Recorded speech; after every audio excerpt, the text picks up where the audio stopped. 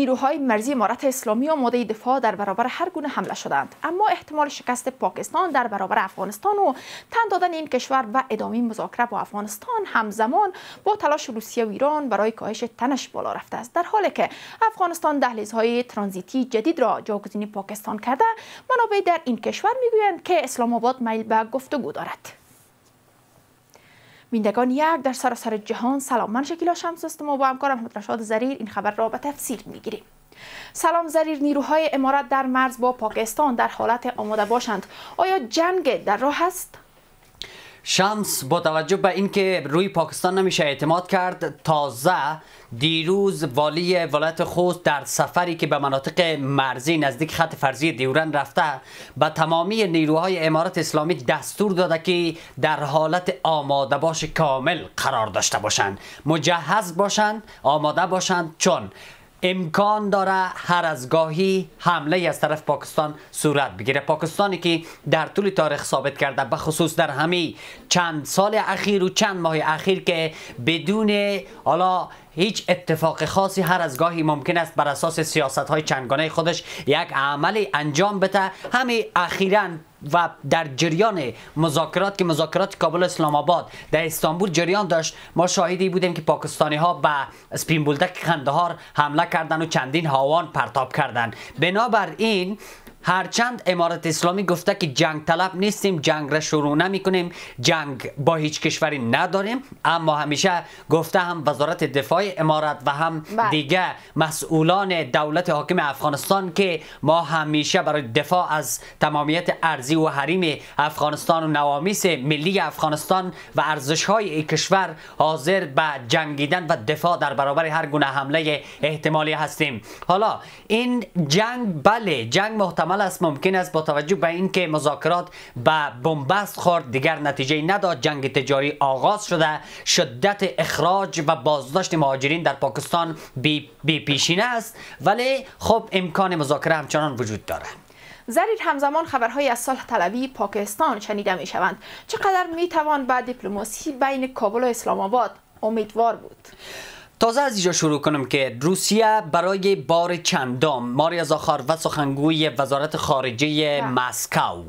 گفت که ما به شدت در تلاش هستیم که بین پاکستان و افغانستان میانجیگری بکنیم و دو کشور را دوباره به دیپلماسی بر بگردانیم و زمینه مذاکره و رویکردهای نرم و کاهش تنش را فراهم بکنیم. البته ایران هم همچنان فعال است، روسیه فعال شده، چین همچنان خواهان ثبات در منطقه است. خب ترکیه و قطر و عربستان و دیگر کشورها هم که در چند دوره گذشته مذاکرات کابل و اسلام آباد فعال بودند، حالا فعالتر از همیشه شدند و خیلی تلاش دارند. ولی جالب است که پاکستانی که نشان داده که به دیپلماسی چندان پایبند نیست، پاکستانی که اخیراً دیپلماسی و فرایند مذاکرات را با بمباردمانش به شکست مواجه کرده، پاکستانی که به هیچ یک از اصول مناظره و مذاکره و گفتگو وقع نگذاشته و ما دیدیم که بار بار مذاکرات را مختل کرده، حالا منابع در داخل پاکستان به تلویزیون یک میگن که پاکستانی ها میل پیدا کردند به ادامه گفتگو با افغانستان. ولی خب افغانستان هم این بار شاید حاضر به گفتگو با پاکستان نشه، الا اینکه این کشور در سیاست های چندگانش تغییر نیاره و براستی با اراده واقعی صلح طلبانه وارد میدان مذاکره شود. در چنان صورتی انتظار میره که دو طرف حاضر به مذاکره شوند. و تازه سهیل شاهین سفیر امارات در قطر هم در گفتگویی که با BBC انجام داده تاکید کرده به این که ما به دیپلماسی و به ارزش‌های دیپلماتیک پایبند هستیم، به اصول بین المللی پایبند هستیم و اگر پاکستان پای بگذاره به این اصول، ما هم حاضر به گفتگو با کشور خواهیم بود، اما شروطی همچنان وجود داره. در مورد ادامه جنگ تجارتی پاکستان و افغانستان و بدیلجویی امارت اسلامی بگو، اوضاع تجارت چگونه است؟ از بخش دوم سوال خودت من پاسخ را شروع میکنم. اوضاع تجارت اصلا خوب نیست، نه در پاکستان نه در افغانستان، با توجه به وابستگی متقابلی که داشتن. همکنون با صدها هزار تن میوه‌جات، سبزیجات و ترکاریجاتی که از افغانستان قرار بود انتقال پیدا بکنه در تیلری ها، پوسی پوسیدند، فرسودند و فاسد شدند و به جاده ها ریختند و به آشغال تبدیل شدند. همچنان در سمت پاکستان هم بسیاری از موادشان که قرار بود به افغانستان انتقال بکنه حالا فرسوده شدند. خب حتی ما گزارش‌های داریم که گندم، چون افغانستان وابستگیش به واردات گندم از پاکستان را نه تنها امسال که از قبل شروع کرده که پایان ببخشه، حتی در اون سمت در حال پوسیده شدن هستند. بنابراین وضعیت تجارت و تجار اصلا خوب نیست، چون با یک شوک بزرگ مواجه شدن. پس از سالها وابستگی متقابل حالا سطح روابط تجاری به پایین ترین سطحش رسیده و ما شاهد بدیلجویی افغانستان هستیم. در جریان بدیلجویی های افغانستان تازه امروز شرکت هوایی آریانا افغان خبر داد از این که به خاطری که با گشایش دهلیزهای هوایی، کریدورهای هوایی برای صادرات و واردات افغانستان، انتقال میوه‌جات خشک و تازه و تر افغانستان، قالین و دیگر مسائل به خارج از طریق کارگوها، چیزی که به عنوان کارگو معروف است، حالا از طرف خارج هم کشورهای خارجی هم وارداتی که میشه به افغانستان از مجرای دهلیزهای هوایی به جای پاکستان صورت بگیره. و آریانا افغان گفته که امارت اسلامی و معاونیت اقتصادی ریاست الوزراء و وزارت مالیه گفتن که بعد از این تعرفه ها به شدت کاهش پیدا کنه که هر کیلوگرم صادرات $1 تعرفه می داشته باشه و هر کیلوگرم واردات فقط 80 سنت تعرفه می داشته باشه. این به معنای این است که افغانستان تصمیم گرفته تمامی فرصت ها را برای گشایش و جایگزینی راه های بدیل صادرات و واردات و انتقالات و ترانزیت افغانستان انتخاب بکنه، از جمله همین دهلیزهای هوایی. ما دیروز هم شاهد این بودیم، هم اکنون همه جریان داره که نورالدین عزیزی وزیر صنعت و تجارت افغانستان در رأس یک هیئت به بندر چابهار ایران سفر کرد تا به عنوان بدیل اصلی به جای بنادر واگه و گوادر او را انتخاب بکنه و ارزیابی بکنن که بعد از ایران هم 70% حتی تعرفه ها را پایان آورده و در محموله های افغانستان تخفیف های کلان آورده برای از اینکه صادرات و واردات از مجرای ایران هم صورت بگیره. ما از این طرف شاهد این هستیم که از سمت آسیای میانه نه تنها ازبکستان، قزاقستان، قرقیزستان و ترکمنستان همیشه در سالهای اخیر هم با افغانستان مراودات تجارتی، اقتصادی، خب سیاسی و امنیتی که همیشه داشتن و دارن، که تازه ما همکنون گواه گرمای رابطه کابل و دوشنبه هستیم. یعنی سفر مقامات اقتصادی، سیاسی و امنیتی تاجیکستانی به کابل، آن هم بعد سفری چند وقت قبلشان به ولایت قندوز، معنای این را میده که اولویت اقتصاد هست و قرار است یخ رابطه افغانستان با تاجیکستان در دوره امارت اسلامی هم آب شود و این کشور تاجیکستان هم در کنار بقیه کشورهای آسیای میانه بپیونده برای از اینکه مراودات اقتصادی و تجارتی و سیاسی و دیپلماتیکش با افغانستان افزایش بده. زریر، آیا ایران و آسیای میانه بدیل خوبی به جای پاکستان برای تجارت و ترانزیت افغانستان شده میتوانه یا خیر؟ در کوتاه مدت که آسیب پذیری های خودش را دارد، در میان مدت و بلند مدت بله، چرا نه؟ ایران از مجرای بندر چابهار، از مجرای بندر عباس و دیگر بنادرش که به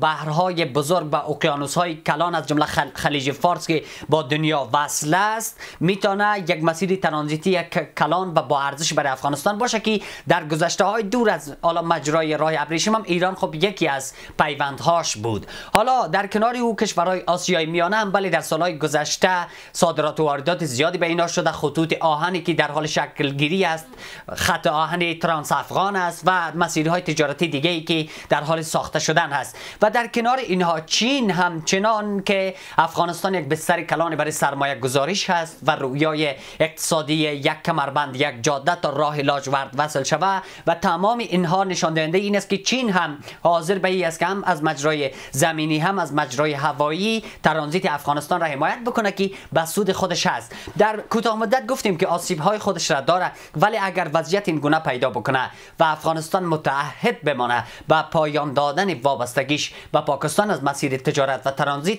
به شک ما شاهد رهایی افغانستان از این وابستگی خواهیم بود و شاهد گشایش دروازه های وسیع دیگر افغانستان برای جهان از مجرای ایران، چین و آسیای میانه. زریر، آیا هند هم میتونه یک جاگزین خوب به جای پاکستان بر افغانستان باشه و اگر میتونه چرا با گذشت بیشتر از 4 سال هنوز نتونسته پروازهای هوایی میان افغانستان و هند به شکل عادیش بر بگرده؟ خب یک دهلیز هوایی بین هند و افغانستان در حکومت سابق وجود داشت که در حکومت کنونی هم ما البته به پیمانه سابق نه گواه یک سری صادرات و واردات بودیم اما نه به اون پیمانه. اما پرسش بجای به این است که هند بیشتر از یک بدیل اقتصادی یک بدیل سیاسی خوب به جای پاکستان همیشه بوده که پاکستانی‌ها با وجود مشترکاتشان در کنار افغانستان با افغانستان نگاهشان نگاهی دوستانه نبوده، ولی هند اخیراً هم ثابت کرده و همیشه که در سرمایه گذاری های کلان در افغانستان و در مسیر توسعه اقتصادی افغانستان همکاری بسیار خوبی بوده و همیشه از مردم افغانستان حمایت کرده. بناهن بله میشه به چین هم چشم امید دوخت. به هند زریر، بحث بازگشت کنندگان از ایران و پاکستان همچنان داغ است. ایرانی ها تازه چی گفتند و پاکستان چی میگوید؟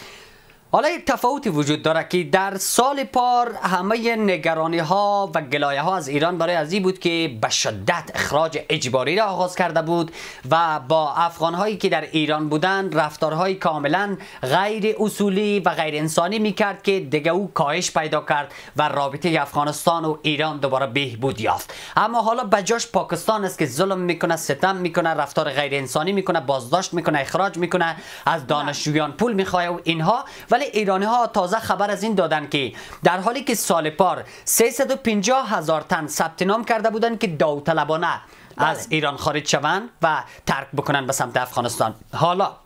امسال گویا این یک پیمانه بسیار بالایی داره و 470,000 تن تنها در 6 ماه گذشته در ایران ثبت نام کردن افغان‌های مهاجر در ایران که ایران را ترک بکنن به صورت داوطلبانه و گویا به 70% رسیده. ایرانی ها میگن که در حالی که ما با حرمت تمام تلاش میکنیم به مهاجرت غیر قانونی در ایران از طرف افغان ها پایان ببخشیم، خود شهروندان افغانستان هستند که حالا علاقمند شدن که ایران را ترک بکنن به سمت کشورشان باز بگردن. و همچنان امارت اسلامی تازه خبر از این داد که 315 تن افرادی را که میخواستند به صورت غیر قانونی وارد ایران شوند از مرزهای بین ایران و افغانستان، اینا را بازداشت کردند تا جلوی مهاجرت غیر قانونی از افغانستان به ایران هم گرفته شود و امنیت مرزها هم تأمین شود. تشکر زریر از حضور در برنامه. این بود مهمترین ها این ساعت که تقدیم شما گردید. تشکر از توجهتان. وقت بر شما خوش.